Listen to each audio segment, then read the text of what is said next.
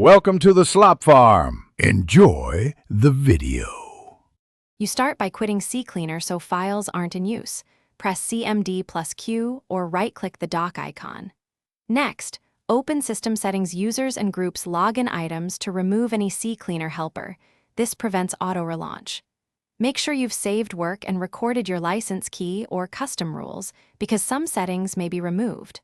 Once done, you'll be ready to remove the app bundle and support files safely without macOS blocking file deletions or restoring helpers. Now you'll delete the app and its hidden files. Drag Ccleaner. App from /applications to trash, but don't empty trash yet. Next, open Finder go to folder and remove Ccleaner folders from /library/application support and /library/preferences. This clears settings.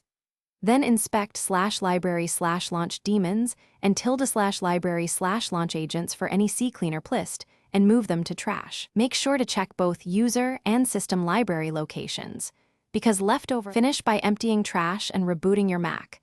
This ensures any in-use items are removed. After restart, use Spotlight and Finder searches for Ccleaner to find stray files, caches, and receipts.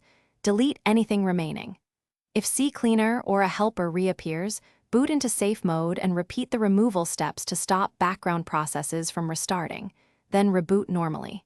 If you still see behavior, check login items and uninstallers for similar cleanup utilities that may recreate Ccleaner files.